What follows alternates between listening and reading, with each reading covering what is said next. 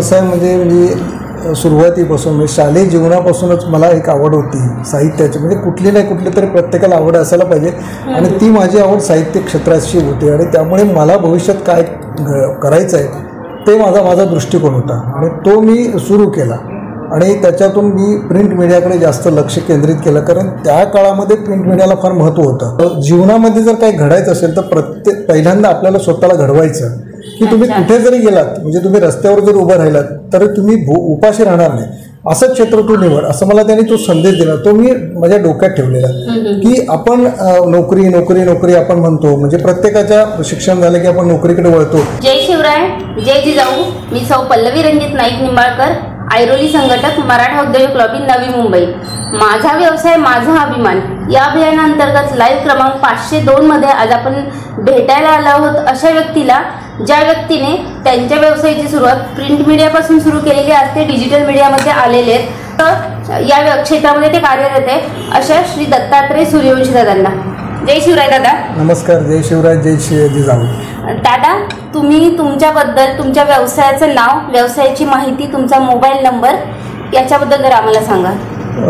माझा व्यवसाय म्हणजे मी सुरुवातीपासून म्हणजे शालेय जीवनापासूनच मला एक आवड होती साहित्याची. म्हणजे कुठली नाही कुठली तरी प्रत्येकाला आवड असायला पाहिजे आणि ती माझी आवड साहित्य क्षेत्राची होती आणि त्यामुळे मला भविष्यात काय करायचं आहे ते माझा दृष्टिकोन होता आणि तो मी सुरू केला आणि त्याच्यातून मी प्रिंट मीडियाकडे जास्त लक्ष केंद्रित केलं. कारण त्या काळामध्ये प्रिंट मीडियाला फार महत्त्व होतं आणि मग सुरुवात केली की आपल्याला कुठून कशा पद्धतीने ते करायला पाहिजे. मग मी कॉलेज जीवनापासून असं सुरुवात केली. मग कुठला कार्यक्रम असेल तिथे जाणं, मग एखाद्या वृत्तपत्रात कोणाचं नाव जर आलं तर मग ते आपलं नाव कसं आलं पाहिजे, मग आपण त्याचं नाव कसं देऊ, म्हणजे हा एक मानसिकता ठेवली. आणि मुळात म्हणजे मी आता तुम्हाला सुरुवातच मी तुम्हाला कसे झाले असं मला प्रश्न विचारला तर माझी सुरुवात अशी झाली की मी 9वीला असताना माझी आत्या कराडची त्यांचा चिरंजीव आता दिवंगत झालेलं आहे ते आमच्याकडे आले होते. मला असं बोलता आपण गप्पा मारतो तसं त्यांनी सांगितलं की जीवनामध्ये जर काही घडायचं असेल तर पहिल्यांदा आपल्याला स्वतःला घडवायचं की तुम्ही कुठे जरी गेलात म्हणजे तुम्ही रस्त्यावर जर उभं राहिलात तर तुम्ही उपाशी राहणार नाही. असं क्षेत्र तू निवड असं मला त्यांनी तो संदेश दिला. तो मी माझ्या डोक्यात ठेवलेला की आपण नोकरी नोकरी नोकरी आपण म्हणतो म्हणजे प्रत्येकाच्या शिक्षण झालं की आपण नोकरीकडे वळतो.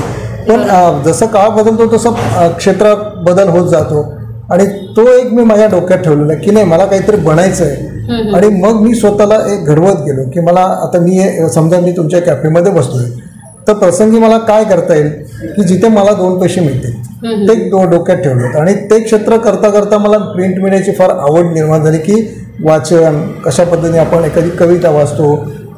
तर ही सुरुवात माझी तशी झाली. प्रिंट मीडिया म्हणजे कुठल्या न्यूजपेपरमध्ये तुम्ही तिथे रिपोर्टर म्हणून काम केलं की कसं प्रिंट? आता हे करत असताना सुरुवात करताना एक पहिली गोष्ट तुमचं रिलेशन मेंटेन झालं पाहिजे. बरोबर आहे. कारण त्या काळामध्ये तुम्हाला डिप्लोमा डिग्री हा काय प्रकार नव्हता. तुम्ही 10वी 12वी झालात की तुम्ही तुमचा अभ्यास तुमची एकंदरीत तुम्ही तुमचं सामाजिक क्षेत्रात काय योगदान आहे ते जर असेल तर तुम्ही पुढे पुढे पुढे ते स्टेप जातात. आणि तसं मी करत गेलो आणि करता करता करता माझी ओळख सन्मित्रकार सपा जोशी आजच्या युवा पिढीला कदाचित ते माहीत नसेल. आज त्यांच्या वृत्तपत्राला 75 वर्षे पूर्ण होऊन गेले आणि त्यांचा मराठीवरती फार प्रभुत्व होतं. आणि अशी ओळख झाल्यानंतर मला म्हणे की अरे दत्ता तू काहीतरी लिही रे. तर मी म्हणायचो बाबा मला ॲक्च्युली तसा माझा अभ्यास नाही आहे तर मी आहे ना म्हटले. आणि त्यामुळे त्यांनी मला माझी सुरुवात तशी झाली. मग मी लिहायला मग काय करायचं तर कुठे कार्यक्रम असेल तर तिथे जायचं ती बातमी घ्यायची. मग एखादीची बातमी आली तर ती बातमी कशी आहे मग आपण कशी बातमी लिहितो मग हा सगळा मी तो स्टडी करत गेला. मला एक सवय होती की डायरी तयार करणं की डायरी का करायची की मागची बातमी कशी होती कात्रण वृत्तपत्र आलं की महत्वाची बातमीची कात्रण मी ठेवायचो त्याचा रेफरन्स मला मिळायचा. असं करता करता ही माझी सुरुवात झाली. सुरुवातीला मी सन्मित्रमध्ये लिहिलं. आजची नवी एक साप्ताहिक नवीनबीच आहे तिथे. त्याच्यानंतर लोकसत्ताची एक नवीन पुरवणी सुरू झाली होती म्हणजे प्रत्येक ठाणे पुरवणी नवी पुरवणी मग त्या पुरवणीमधून आम्ही असं सुरुवात केली. मग माझा पत्रकारांशी ओळख झाली आणि त्या काळात पत्रकार फार कमी असायचे पण अभ्यासू पत्रकार होते म्हणजे एकमेकाला समजून घ्यायचे. म्हणजे असं नाही की अरे हा आला ह्याला कशाला आपल्याला जवळ घेत तसं नव्हतं. तर इथे आता नवी मुंबई मध्ये ज्या वेळेला मी सुरुवात केली, म्हणजे माझी सुरुवात मुळात ठाण्यातून झाली. अच्छा. नवी मुंबईत आल्यानंतर खरं वास्तविक बघायला गेलं तर अशोक जालनावरून म्हणून आमचे सकाळचे फार मोठे पत्रकार होते. त्यांनी म्हणजे असं आम्ही तेव्हा तरुण ना, म्हणजे आम्हाला तेवढं ज्ञान नसायचं, म्हणजे व्याकरण असेल, बातमीमधला. तुमचा स्वतःचा व्यवसाय कधी चालू? हा, आता माझं तुम्हाला सांगतो ना, मी थोडंसं का बोलतोय, कारण हे माहीत असलं पाहिजे की मी कसा घडत गेलो. तर त्याने आम्हाला व्याकरणापासून शिकवलं. बातमीचा तुम्हाला गाभा कसा असतो, बातमी कशी असायला पाहिजे, लोकांनी कसं हे सगळं आम्हाला ते शिकवत गेले.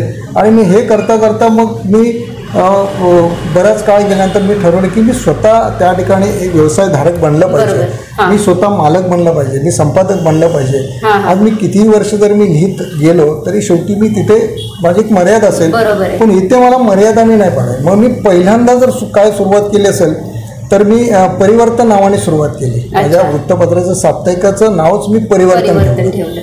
आणि त्यावेळेला म्हणजे आवर्जून नाव सांगायला हरकत नाही, माझ्यावरती खरा जर वारसा जर पुण्यात म्हणजे ह्या सगळ्या गोष्टी असतात कैलासवासी धर्मवीर आनंद साहेबांचं. अच्छा. कमी शाळा लहान असताना मी ठाण्यात होतो आणि घडवायचे ते प्रत्येकाला सांगायचे, तू काय करणार आहेस ते पहिले सांग, तू काय करणार आहेस ते पहिले. मी स्टडी करायचो. आणि एवढी व्यक्ती जर असं सांगते तर मग आपण काय केलं पाहिजे, आपण तर सामान्य कुटुंबातले आहोत ना.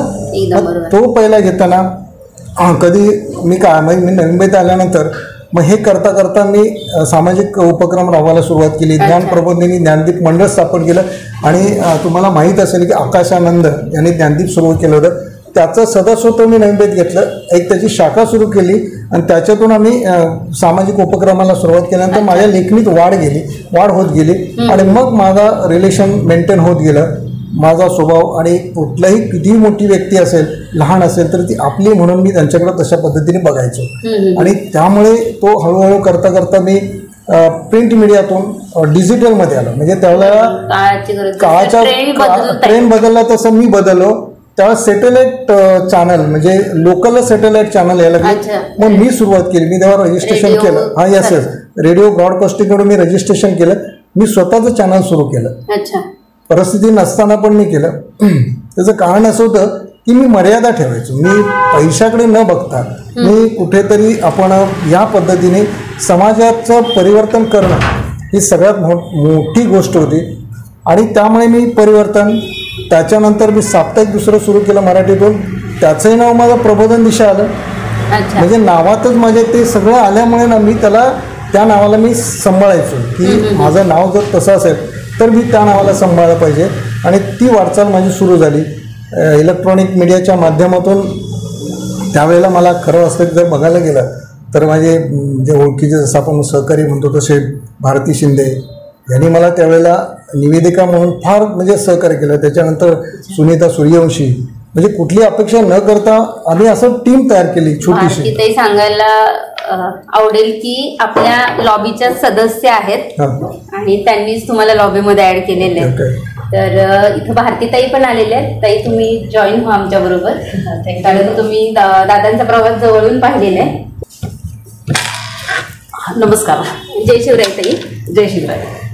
तुम्ही दादांसोबत आहात. म्हणजे जे रेडिओ चॅनल त्यांनी चालू केलेलं तेव्हापासून तुम्ही दादांच्या सोबत आहात. ते आज डिजिटल मीडिया पर्यंत तुम्ही एकत्र काम करताय म्हणून.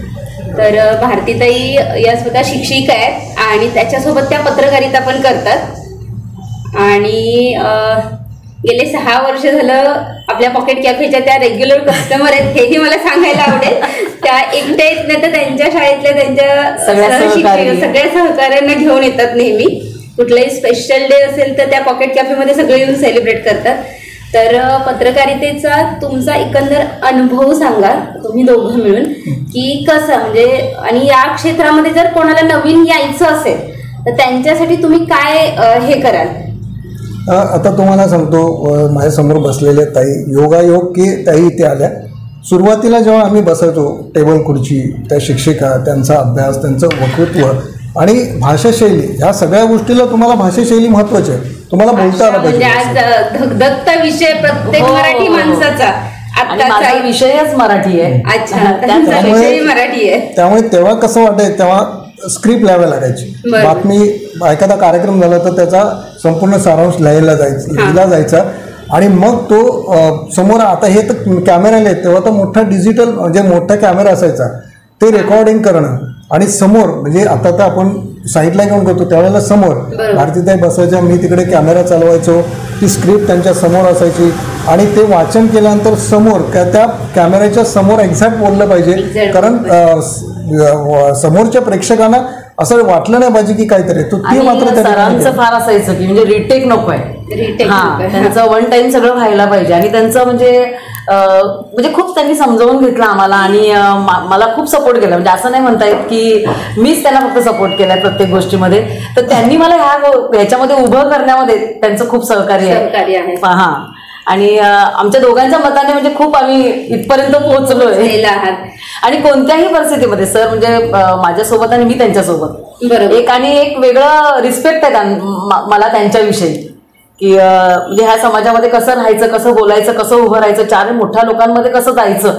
हे मला पहिल्यांदा मी ऐरोलीत आले तर मला या सगळ्या गोष्टी माहिती नव्हत्या पण सरांच्या बरोबरीने राहून मी खूप शिकली आणि खूप ओळखी झाल्या मोठ्या मोठ्या लोकांच्या आणि एक वेगळं मानाचं स्थान मिळतंय की आम्ही ह्या पत्रकारितेच्या ह्याच्यामध्ये आहोत ते सगळं सूर्यवंशी सर आहेत म्हणून आज पत्रकारितेमध्ये जर बघितलं आपण की न्यूज म्हणजे प्रिंट मीडियावाले परत रेडिओ नंतर आता न्यूज चॅनल आहेत आणि दिग्गज आहेत मोठे मोठे त्यांचा प्रिंट मीडियाही आज चालू आहे त्यांचे स्वतःचे न्यूज चॅनलही आहेत आणि एवढं मोठ्या तगड्या कॉम्पिटिशन मध्ये तुम्ही स्वतः चालू केलेल्या प्रबोधन दिशा आज 30 वर्षांपेक्षा टोटल किती वर्ष झाले तुमच्या याला टोटल आता हे प्रबोधन दिशाला आम्हाला 10 वर्ष झाले हा कसं झालं चॅनलचं नाव वेगळं होतं त्यावेळेला LP न्यूज नावाने म्हणजे लोक प्रबोधन हे आमचं रजिस्ट्रेशन होतं सॅटेलाइट होतं काही वरच्या अंतर्गत ह्याच्यामुळे ते बंद करा म्हणजे माझंच नाही बरेच लोक बंद केलं पुन्हा असं झालं की आता आमच्या पुढे एक प्रश्नचिन्ह निर्माण झाला त्यावेळेला आमचं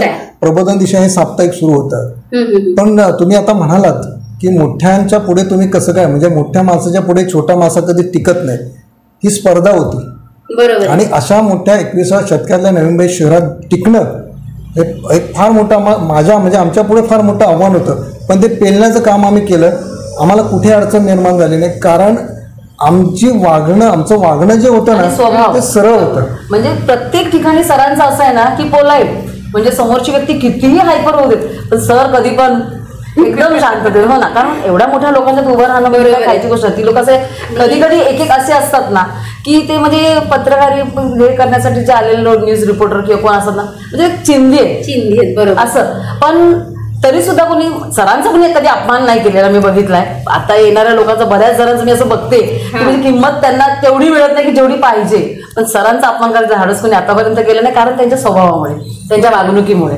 असं त्यांनी स्वतःच ती एक इमेज निर्माण केलेली आहे कारण पत्रकारिता म्हटलं की कसं असतं आम्ही व्यावसायिक म्हटलं की ग्राहक आणि आमचा तेवढाच संबंध असतो पण तुमचा समाजातल्या प्रत्येक घटकाशी संबंध येतो तळागाळातून आणि वरपर्यंत त्यासाठी मी म्हटलं की प्रत्येक म्हणजे ती गुन्हेगारी असू द्यात राजकारण असू द्यात समाजकारण असू द्यात प्रत्येक घटकाशी तुमचा संबंध येतो त्यामुळे तिथे तुमचे शब्द हे खूप महत्वाचं आहे त्याच्यावरच तुमचं सगळं चालतं त्याच्यामध्ये एक सांगायचं तात्पर्य म्हणजे आम्ही ग्राउंड लेवलला लोकांना प्रसिद्धी जास्त दिली ग्राउंड लेवलला म्हणजे कुठे झोपडपट्टी असेल एखादी कुठल्या समाजाचं एक मंडळ असेल त्यांची आर्थिक सक्षमता तेवढी नसते पण त्यांना प्रसिद्धी हवी असते मग कशी असेल आम्ही काय तिथे आम्ही उभं राहिलो त्यांना कधी आम्ही कधी असं पैशाची अपेक्षा ही कधीच केली नाही कोणाकडूनच सरांनी तरी आतापर्यंत की एवढं पॅकेज आहे आमचं आणि मगच आम्ही न्यूज करणार किंवा तुमच्याविषयी आम्ही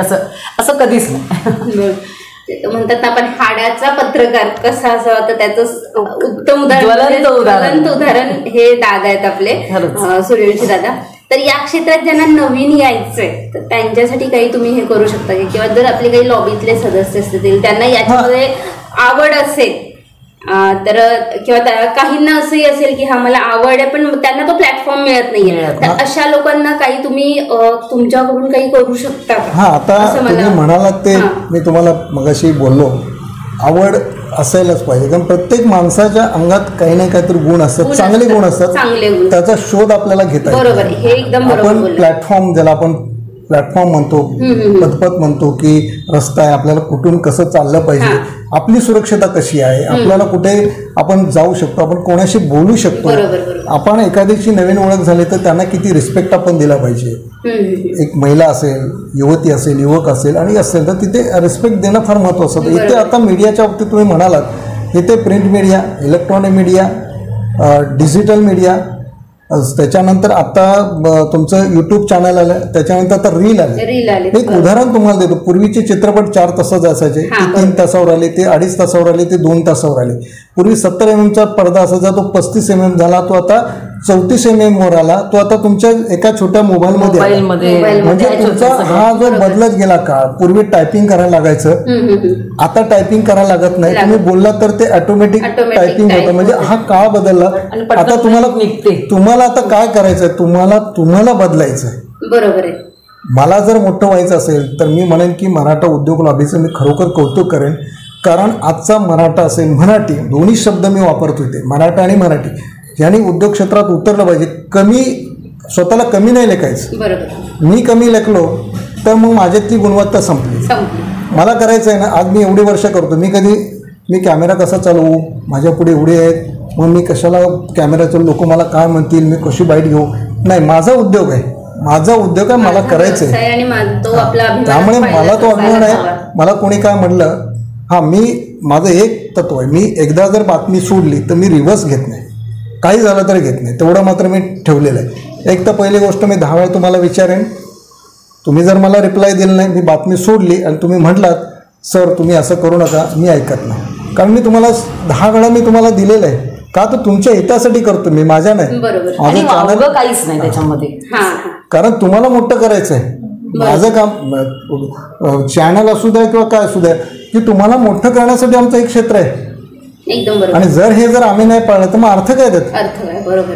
आता तुम्ही म्हणालात ना की आजच्या युवा पिढी, मग मराठा लॉबी, आपल्या उद्योग क्षेत्रातली काही युवा पिढी असेल, युवती असतील किंवा अन्य कोणी असेल, तर मी त्यांना एक सांगेन, तुम्हाला जर यायचं असेल तर कॉलेज जीवनापासून तुम्ही पहिली सुरुवात करा. वाचन ठेवा, मोबाईल नका का, तुम्ही मोबाईल बघा. मी नाही म्हणत नाही. आता परवा ठाण्यात आमच्याकडे पत्रकारांची पाठशाळा, हे शब्द लक्षात ठेवा.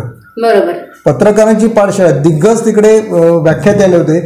पत्रकारांची पाठशाळा तुम्ही कशी करता, तुम्ही नाही करू शकत. तर इथे त्यांनी शिकवलं आम्हाला. अजूनही तुम्ही चुकताय, तुम्हाला अजून समजत नाही की तुम्ही काय करताय, ते शिकवलं तिकडे. तुम्ही अजूनही म्हणजे म्हणतात नाही, शेवटच्या क्षणापर्यंत तुम्ही विद्यार्थीच असता. आज मी मालक आहे, मी संपादक आहे. माझा अनुभव सांगते, जेव्हा मी सरांकडे सुरुवातीला गेली तेव्हा मला ओव्हर कॉन्फिडन्स होता की मी मराठीची प्राध्यापिका आहे, मला छान बोलता येतो, माझं वक्तृत्व खूप छान आहे. आणि म्हणून मी सरांकडे इंटरव्ह्यूला गेली की वृत्तनिवेदिकेची आवश्यकता आहे. तर मी गेली तर सरांनी मला एक न्यूजपेपर वाचायला दिला की त्याच्यामध्ये ठाण्याची पाण्याची बातमी आली होती आणि ती मला वाचायची होती की आज पाणी पुरवठा ठाणे जिल्ह्यामध्ये होणार नाही किंवा काय असं काहीतरी होतं ते. तर मी वाचलं तर सर म्हणाले की रिजेक्ट. तर मी म्हटलं म्हणजे मला एवढं छान बोलता येतं, मी एवढं छान वाचून दाखवलं आणि मला असं नाही का म्हणतात. तर मी म्हटलं ठीक आहे, ओके, रिजेक्ट तर रिजेक्ट, पण मला एक सांगा तरी माझी चूक काय झाली. तर सर म्हणाले तुम्हाला ठाणे बोलता येत नाही, तुम्ही पाण्याचा न आणि नळाचा न ह्याच्यामध्ये फरक तुम्हाला कळत नाही की ठाणे णे आहे ते आणि नळाचा न आहे असं. तेव्हा म्हणजे अशा छोट्या छोट्या ज्या सिली मिस्टेक्स असतात ह्या कळणं जरुरीचं आहे ह्याच्यामध्ये. आणि आता खरं आपल्या महाराष्ट्राला म्हणते गरज आहे अशा लोकांची की जे मराठीसाठी काम करतायत. मराठी म्हणजे तुमच्यासारख्या लोकांमुळे आज आपली भाषा टिकून आहे असं म्हणायला काहीच हरकत नाहीये. कारण अभिजात दर्जा मिळालेला आपल्या भाषेला हे 1-1.5 वर्षापूर्वी, आणि एवढा दर्जा मिळून आज आपण आपल्या भूमीत मराठी टिकवण्यासाठी झगडतोय. मोर्चे काढावे लागतात आपल्याला. बरोबर आहे. तर अशा वेळी सांगावं लागतं ही माझी आई आहे, ही माझी आई आहे, ही ओळख करून द्यावी लागते. हे खरंच आपलं दुर्दैव. पण आपण सगळे एकत्र आलो म्हणजे मराठा उद्योजक लॉबीचं एकाच ध्येयाने आपण इथं चालू केलेलं आहे की एकत्र उत्तर सर्वत्र, खरेदी आपल्याच बांधवांकडे. बरोबर. फक्त एकच उद्दिष्ट घेऊन आम्ही समोर जेवढे आम्ही सगळेजण काम करतोय एका ध्येयाने आलेलो आहे की जास्तीत जास्त आपले मराठा उद्योजक घडवायचे. कारण आपला समाज आपल्याला पुढे न्यायचा असेल तर व्यवसाय हा एकमेव पर्याय आहे. बरोबर. तो कोणत्याही प्रकारचा असेल. इथे तुम्हाला मी सांगतो की व्यवसायाच्या बाबतीत किंवा आपण मीडियाला कुणी सगळेच बाजूला ठेवतात. हे कोणाच्या लक्षात नाही. मीडिया हा व्यवसाय आहे. व्यवसाय पूर्वी होतं समाज ज्यावेळेला भारत स्वतंत्र करण्याच्या वेळेला म्हणजे वृत्तपत्राने आणि शाहिरांनी हा देश स्वतंत्र केला. मी आज ठामपणे सांगेन, जर लेखणी झाले नसते, शाहिराने जर आपले पोवाडे गायले नसते तर तुमच्यामध्ये कधी परिवर्तन झालं नसतं हे लक्षात ठेवा. आज मराठा उद्योग लॉबी तुम्ही सुरू केली म्हणून आज तुमच्याकडे किती सदस्य निर्माण झाले. सुरुवात तुमची झाली. तुमचं खरोखर अभिनंदन करायला पाहिजे. सुरुवात करणारे आपले विनोद बडेदादा त्यांनी 7 वर्षांपूर्वी आपल्या लॉबीची मानाचा मुजरा आमचा. हे खरोखर सांगा अभिमान. आणि आता तुम्हाला मी सांगतो युवा पिढीच्या बाबतीत पहिली गोष्ट तुमची लेखणी महत्वाची आहे. दुसरी गोष्ट विद्यार्थ्यांना आजही तुम्ही सांगा, मी सांगतो वृत्तपत्रातलं संपादकीय पान हे तुमचं निबंध आहे. मी 2 दिवसापूर्वीच माझ्या मुलींना सांगितलं निबंध आहे. काही नका वाचू, फक्त संपादकीय वाचायची सवय हे तुम्हाला निबंध आहे. आज तुम्ही 1/3 आपल्याला आपण जेव्हा परीक्षेला बसतो तेव्हा 1/3 भाग येतो. ही आमची आजही कसोटी आहे. सारांश लेखन ज्याला म्हणतो. कारण जेव्हा बातमी मोठी असते त्यावेळेला आम्हाला 4 ओळीत ती बातमी बनवायची असते. म्हणजे ती आमची आजी परीक्षा आहे आणि ती परीक्षा आम्हाला द्यावीच लागते. तरच पुढे आम्ही जाऊ शकतो. महत्वाचा सारांश कळणं हे महत्वाचं. अख्ख्या पुस्तकामध्ये काय सांगितलंय. बरोबर. आपण अख्खा मूवी 3 तासाचा पिक्चर जरी असेल तरी आपण ती स्टोरी पूर्ण 3 तासाची नाही सांगत. असं टीव्हीच्या सिरियल बघत नाही तर ते रील्स वरती लोक हे करतात. आता 30 सेकंद तेवढ्या वेळ. कारण वेळ प्रत्येकाला धावपळ करायची, प्रत्येकाला आपला वेळ महत्वाचा आहे आणि त्याप्रमाणे तुम्ही पण त्या रील मध्ये उतरलेला आहे. बरोबर. परवा आमच्या कार्यशाळेत पाठशाळेत आम्हाला शिकवण्यात आलं की आता तुम्ही कॉम्प्युटरवरती बसता, किती वेळ बसता, तुम्हाला बसणंच आहे तर तुम्ही किती मिनिटात तुम्ही त्या कॉम्प्युटरपासून दूर व्हायचं. तो डिस्टन्स कसा आहे. मोबाईलमध्ये बातमी बनवताना तुम्ही कुठल्या लेंथमध्ये तुम्ही बसला पाहिजे. तुमचं शरीर महत्वाचं आहे. शरीर सुदृढ आहे तर तुम्ही आहे. शरीर जर तुम्हाला नसेल तर मग तुम्ही कुठल्या गोष्टी करू शकत नाही. पहिली गोष्ट आजही मी तुम्हाला सांगतो, तुमचं शरीर चांगलं ठेवा, तुमची वेळापत्रक चांगलं ठेवा, तुम्ही कुठेच कमी पडणार नाही. बरोबर. आणि बौद्धिक आणि मानसिक ह्याच्यामध्ये आहे त्याचा वापर केला पाहिजे. आजच्या युवा पिढीच्या काही पत्रकार आता नवीन येत आहेत. त्यांना वाटतं की आता युट्यूबला मी काहीतरी सुरू केलं म्हणजे मी पत्रकार झालो. ही जी भूमिका आजच्या युवा पिढींची आहे ना ती मी आजही सांगतो चुकीची आहे तुमची. कारण तुम्ही अभ्यास करत नाही. युट्यूबमध्ये काय झालंय, ॲज इट इज अशीच बातमी घ्यायची सोडून द्यायची. जर तुम्ही चुकलेला असाल, तुम्ही समजा बोलता आपण कधीतरी चुकतो, एडिट करणं, त्याचा गाभा तयार करणं, समोरच्याला व्यवस्थित पटलं पाहिजे असं न करता ॲज इट इज सोडतात आणि सगळीकडे आम्ही पत्रकारात होऊन मिरवतात. यामुळे मीडियाचं आज कुठेतरी नाव खराब होत चाललं. कारण किती जरी केलं तरी तुम्हाला समाजामध्ये टिकायचं असेल तर पहिल्यांदा तुम्हाला स्वतःला बांधून घेतलं पाहिजे आणि अभ्यास केला पाहिजे. प्रत्येक तुमचा अभ्यास पाहिजे. आणि वाट दाखवणं आणि वाट लावणं. वाट हा शब्द आहे पण अर्थ वेगळे हे समोरच्याला कळलं पाहिजे. पत्रकार परिषद घेतली जाते. का घेतली जाते? कारण तुम्हाला काहीतरी सांगायचं असतं. 100 पत्रकार असतात, विचारतात 4च, बाकीचे काय करतात? तुमचा अभ्यास नसतो, तुम्ही फक्त येता. तुमचा अभ्यास पाहिजे. वेळ पडली तर तुम्हाला प्रश्न विचारण्याची ताकद पाहिजे आणि प्रश्न विचारायच्या अगोदर तुमच्याकडे उत्तर पण पाहिजे आणि बोलण्याची धमक पाहिजे. जर नसेल की तयारी दाखवा पण असं नको व्हायला की अरे पल्लवी मॅडम होते मग मी पण विचारते पण काय विचारते मला माहित नाही, असं न होता कामा. पण तयारी कुठे ठेवा. पल्लवी मॅडम जर एवढं विचारतात ना तर मी अजून माझं प्रभुत्व वाढवून मी अजून पुढच्या प्रेस कॉन्फरन्सला मी अजून 2 पावलं पुढे गेलं पाहिजे, ही भूमिका ठेवली पाहिजे. आज हा व्यवसाय सोपं नाही. आज कोणाला वाटत असेल की पत्रकारिता आणि अजून एक की आता मी असं पाहिलेलं कोविडमध्ये की सगळं ठप्प झालेलं आणि प्रबोधन दिशा चालू होतं. स्वतः कारण बाहेर पडू शकत होते ते पत्रकार असल्यामुळे, त्यामुळे ते माझ्या घरी येऊन ते बातम्या घ्यायचे आणि मला तिथे घरात खुर्चीवर बसून समोरासमोर. आता कोविडचं तुम्हाला मी उदाहरण देतो. कोविड सुरू झालं, सगळं ठप्प झालं. बरोबर. काहीच यंत्रणा नव्हती, कुठलीच यंत्रणा नव्हती, कोणाला काही कळत नव्हतं. सॅटेलाईट चॅनल चालायचे. मी स्वतःला ठरवलं की मी समाजापुढे जाणार. कारण रस्ते मोकळे होते, चिट पाखरू सुद्धा नसायचं. त्यावेळेला मी माझा भूम म्हणजे जवळजवळ 5 फूट डिस्टन्स ठेवला होता. 5 फूट म्हणजे मी इथे आता तुम्ही त्या 5व्या फुटावर असायचा, इथून मी माझा सेल्फी स्टँड लावायचो आणि तुमची बातमी घ्यायचो आणि रस्त्याने लोक जाताना मी शूट केलेलं. माझ्यावरती पोलिसांनी कितीतरी वेळा अटॅक करायचा प्रयत्न केला की तुम्ही जीवाची पर्वा न करता केलं त्यावेळेला आणि खूप मदतही केली. आणि तुम्हाला खोटं वाटेल, मी गाडीत पाण्याच्या बाटल्या ठेवायचो, मी दुकानदाराला सांगितलेलं बिस्किटचं पॅकेट ठेवायचो आणि असं कोणी दिसलं तर बिस्किटचं एक पॅकेट आणि मी पाण्याची बाटली द्यायचो. पोलिसांना सुद्धा द्यायचो, कारण बिचारे ते असं ह्याच्यात अन्न नाही काय नाही कोणी द्यायचं नाही, त्यावेळेला मी त्यांना द्यायचो.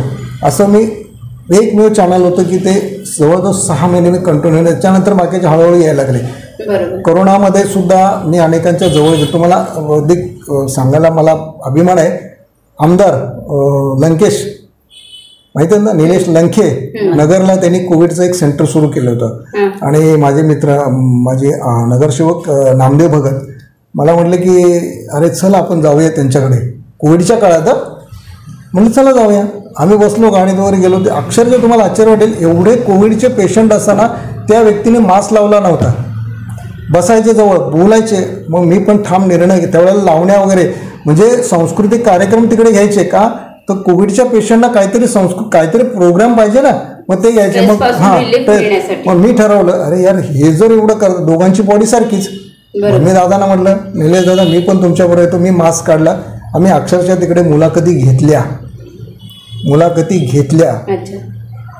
हे मला पण अजून कळत नाही की हे नेमकं काय होतं की मला टच सुद्धा झाला नाही. आलो व्यवस्थित, फक्त एक व्हायचं, मी घरी आलो, मी घरात गेल्या पहिल्यांदा मी बाथरूममध्ये जायचो, कारण माझ्या घरातल्या कुठल्याही व्यक्तीला इन्फेक्शन होऊ नये. आणि परमेश्वराच्या कृपेने तुम्हाला आजही सांगतो, खासदारांच्या वेळेला त्यावेळेला आमच्या टेस्ट व्हायच्या, मी दर महिन्याला टेस्ट करायचो आणि आमच्याच ओळखीच्या सिस्टर होत्या महापालिकेला नेरुळा, जिथे टेस्टिंग केले जायचे. टेस्ट केल्यानंतर मला तिथून रिपोर्ट यायचा, सर तुमचा रिपोर्ट नॉर्मल आहे. लगेच मला तिथून रिपोर्ट यायचा की काय नाही, तुम्ही अगदी नॉर्मल आहात. म्हणजे हे सगळं कशामुळे घडत होतं, तर माझे रिलेशन होते. कोणाच्या मी घरी जायचो नाही, की मॅडमच्या घरी जरी गेलो तर लांब तेवढं, चहा नाही पाणी नाही काय नाही. म्हणजे अशा पद्धतीने कोविडमध्ये मी लोकांना, म्हणजे माझ्या डोळ्यातून पाणी यायचं, ती लोक चालत जाताना. मग आमचं काम काय, तर आमचं काम आहे की ते समाजापुढे नेणं. ही खरी पत्रकारिता. व्यवसाय म्हणून आहे, माझं घर चाललं पाहिजे, पण करप्शन म्हणून नाही, लुबाडून म्हणून नाही, कुणाच्या विरोधात बातम्या लावून पैसे उकळण्याचं काम मी कधी केलं आणि करणार. मेहनत करतो. चॅनलचं नावच एवढं सुंदर आहे, त्या प्रबोधन करणार पण आहे आणि दिशा दाखवणार पण आहे. अजूनही कोणाला त्याचा अर्थ काय, लोक म्हणतात तुम्ही प्रबोधन दिशा नाव काय दिलंय. म्हणलं मी दिलेलं नाही, मला ते मी सिलेक्ट केलं आणि माझं नाव ते सिलेक्ट झालं आणि त्याला मी आजही या ठिकाणी मी ते पाळलेलं आहे आणि भविष्यामध्ये मी हेच करणार आहे. तुमचं कितीही तुम्ही मोठे व्हा, पण तुमचे म्हणतात ना की तुम्ही जमिनीवर राहिलं पाहिजे. बरोबर, पाय तुमच्या जमिनीवरच राहिले पाहिजे. आज मी एका फार मोठ्या व्यक्तीचं मी नाव नाही घेणार, कारण ते मला योग्य वाटणार नाही. त्यांच्या पत्नीची मी मुलाखत घेतली होती. फार दिग्गज आहे ना, सगळं विश्व घरात आहे, पण त्यांनी एकच सांगितलं, मी कोणाची सून आहे, मी कोणाची पत्नी आहे, ह्यापेक्षा मी एक स्त्री आहे आणि स्त्री म्हणून या जमिनीवरती मी जमिनीवरच राहणार आहे. आणि तेच राहतात. आजही त्या साध्या आहेत, आजही साधेपणाने राहतात. हे फार मोठं अभिमानाने मला ते सांगणं गरजेचं आहे. ज्यांची वैचारिक प्रगती झालेली असते, हो बरोबर, त्यांना ह्या बाकीच्या गोष्टींची गरजच नसते. तुम्ही तुमच्याकडे कोणी येऊ द्या, सन्मान हा आपला आपण केला पाहिजे. ते मोठे आहे, त्यांच्याकडून 4 व्हीलर आहे, ते उतरले, त्यांचा सन्मान करणार. आणि एखादी चालत आलेली व्यक्ती, त्याचा पण तेवढा तुम्ही सन्मान करा, कारण ती सुद्धा व्यक्ती आहे. कॅफेमध्ये येणारे प्रत्येक व्यक्तीला आम्ही इक्वलच ट्रीट करतो. आम्ही ते बघत नाही की ती व्यक्ती कोण आहे आणि कसं आहे. आलेला प्रत्येक ग्राहक हा आमच्यासाठी देवासमानच असतो. शेवटी ते येतात म्हणून व्यवसाय चालतो. कोणताही व्यवसाय असू द्या, ग्राहक हे केंद्रबिंदू असतं व्यवसायाचं. बरोबर. हे आता तुम्ही म्हणालात ना, हे प्रत्येकाने व्यवसायधारकाने हे लक्षात ठेवलं पाहिजे. गर्व न करता, गर्व हा शब्द बाजूला काढा. येणारा प्रत्येक माणूस हा देवाच्या रूपाने तुमच्याकडे येतो आणि तो ग्राहक हा तुमचा देव असतो. त्याला जर तुम्ही रिस्पेक्ट दिलात तर तो माउथ टू माउथ प्रचार करत असतो. माउथ टू माउथ प्रचार करतो. आपल्याला प्रचार करायची गरज लागत नाही. आज आपण दुकानात जातो, कपडे घेतो, हे करतो ते करतो, त्यावेळेला आपण काय बोलतो, अरे या दुकानात कपडे चांगले मिळतात. काय केलं आम्ही? आमच्याच पैसे घेऊन आम्ही कपडे खरेदी केले आणि आम्हीच त्याचा प्रचार करतोय. मग आम्ही म्हणतो की आमच्याच माणसाचा आम्ही का प्रचार करू नये? एकदम बरोबर. सगळा ना तो केला पाहिजे. पॉकेट कॅफे एक म्हणजे हक्काचं वाटतं की आम्हाला काही गप्पा मारायच्या आहेत, काहीतरी शेअर करायचं आहे, काहीतरी सुखादुखाच्या गोष्टी करायच्या आहेत की नाही पल्लवीच्या पॉकेट कॅफेमध्येच जाऊया, एक कॉफी घेऊया आपण तिथे, म्हणजे जागा चांगली आणि छान आम्हाला बोलता येतं, बसता येतं, पण हक्काच्या ठिकाणी आम्ही येतो असं. खरं पाहता तर हा सगळा योग जुळून आला त्या भारतीवर ताई वनिता ब्युटी सलूनच्या. त्यांच्यामुळे दादांचं म्हणजे तुमच्यामुळे ते लॉबीमध्ये ॲड झाले, पण तेवढं इंटरॅक्शन कधीच माझं दादांशी झालं नव्हतं. पण ते निमित्त मात्र ठरलंय भारतीवर ताई की आता तुम्ही त्यांचं नाव घेतलं. मी खरोखर सांगतो की अनेक वर्षापासून त्यांचे म्हणजे रिलेशन आहेत. आता कसं आहे तुम्हाला हे पण सांगतो, पुरुष आणि स्त्रियांची म्हणजे असं ओळख असली की त्याचे अर्थ वेगळे काढत असतात. मी आजही सांगतो हा चुकीचा अर्थ काढत असतात. आज रिलेशन हे जपलं पाहिजे. आज ते व्यवसाय करतात, त्या कुठला व्यवसाय करतात, तर माझं काम प्रसिद्धी देणं. कुठे भेटला तर तेवढ्याच आदराने ते मला ओळख देतात, कुठे काय असेल तर तेवढ्याच आदराने ते माझी ओळख सांगतात. हे प्रत्येकाने ठरवलं पाहिजे. आणि आज एवढी वर्षे ते काम करत आहेत, परंतु त्यांचा व्यवसाय आणि त्यांची जे मैत्री मित्र ह्यांच्याबरोबर त्यांचं खरोखर रिलेशन चांगलं आहे. त्यांचं खरोखर या ठिकाणी कौतुक आहे. चालेल. परत एकदा आपल्या लॉबीतील सदस्यांना तुमचं नाव सांगा, तुमच्या व्यवसायाचं नाव सांगा आणि तुमचा मोबाईल नंबर सांगा, जेणेकरून ज्यांना आवड आहे या क्षेत्राची किंवा अजून ज्यांना माहिती हवी आहे तुमच्या क्षेत्राबद्दल ते तुम्हाला येऊन 1 to 1 भेटून जातील. तर परत एकदा सांगा तुमच्या व्यवसायात. त्यांनी मला सांगितलं की तुमचं नाव काय. मी आता शासनाच्या नियमाप्रमाणे माझं पूर्ण नाव सांगितलं, दत्तात्रय हिराबाई भगवान सूर्यवंशी. मी अनेक वर्ष झालं पत्रकारिता क्षेत्रामध्ये असल्यामुळे मला संपूर्ण पत्रकारितेचे म्हणजे A to Z ज्याला म्हणाल ना, तर ते मी आज नक्कीच सांगेन. A to Z मला त्यातलं माहीत आहे. आजच्या युवा पिढीला मी हेच सांगेन की जर तुम्हाला या सोशल मीडियामध्ये पत्रकारिता क्षेत्रात किंवा साहित्य क्षेत्रात जर तुम्हाला यायचं असेल तर निश्चित माझं तुम्हाला योगदान मिळेल. कारण आवड असते, फक्त प्लॅटफॉर्म मिळत नाही. मी कोणाशी बोलू, कोण मला असं मार्गदर्शन करेल. माझा नंबर तुम्हाला मी शेअर करतो या ठिकाणी. 8652543624 हा माझा नंबर आहे. मी नवी मुंबईतील ऐरोली या नगरात राहतो. आपण कधी मला संपर्क करा, निश्चित मी तुम्हाला या ठिकाणी मार्गदर्शन करेन. कारण आजची युवा पिढी मागे राहता कामा नये. कारण जग फार फास्ट चाललेलं आहे. आज तुम्ही बघताय की आज काय झालं तर उद्या काय होईल, अर्ध्या तासाने काय होईल हे आम्ही कोणी सांगू शकत नाही. त्या ठिकाणी तुम्हाला टिकलंच पाहिजे. आणि टिकायचं असेल तर पहिली गोष्ट आजही सांगतो, तुमचं वय किती हे कधी कोणाला सांगू नका. कारण वय हे तुम्हाला अडचणीत आणतं. तुम्ही जितके स्मार्ट राहील, तुमचं आरोग्य चांगलं राहील, जेवढं तुम्हाला बोलता येईल, जेवढं तुमच्या ॲक्टिव्हिटीज तुम्हाला करता येतील तितक्या करा. मी कमी आहे, मला कोणी काहीतरी म्हणेल मी कसं करू असं कधीही म्हणू नका.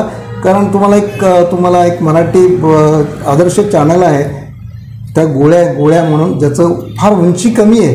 मी आवर्जून ते बघतो. त्याचं कारण आहे त्याची भाषाशैली, त्याचं टेक्निक, तो काय बोलतो ह्याच्यावर माझं जास्त लक्ष असतं.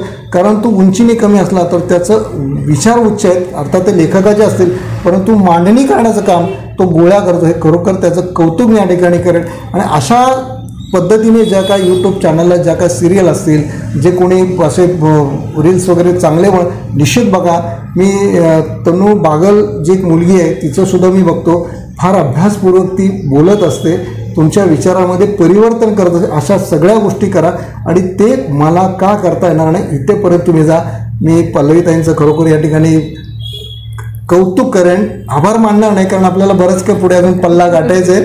त्यामुळे ह्या क्षेत्रामध्ये मराठा उद्योग लॉबीमध्ये मला त्यांनी सामावून करून घेतलं. मी मराठा आहे याचा मला सार्थ अभिमान आहे. आणि चॅनलमध्ये मराठा म्हणून तेवढंच माझं नाव आहे आणि ते मी नाव शेवटपर्यंत टिकवणार आहे. आपली निश्चित मला साथ मिळेल हेच मी या ठिकाणी सांगेन. माझं नाव भारती संजय शिंदे आणि मी प्रबोधन दिशाची वृत्त निवेदिका म्हणून सूर्यवंशी सरांबरोबर जवळजवळ 30 वर्ष त्यांच्यासोबत आहे. बाकी मला एवढंच सांगायचं आहे की सर्वांनी पुढे जा, मागे वळून बघू नका, पुढे जाण्याचाच मार्ग बघा, एवढंच मला सांगायचं आहे. आणि सर्वांना, सर्व लहानापासून मोठ्यापर्यंत सर्वांना ह्या प्रत्येक कार्यासाठी खूप खूप शुभेच्छा. खूप खूप धन्यवाद. रविवारचा दिवस असून तुम्ही सकाळी सकाळी इथे येऊन तुमचा अनमोल वेळ दिलात आणि मार्गदर्शन दिलात, त्याबद्दल मराठा उद्योजक लॉबीकडून मी तुमचे आभार मानते. पुन्हा एकदा जय जिजाऊ जय शिवराय. जय जिजाऊ जय शिवराय.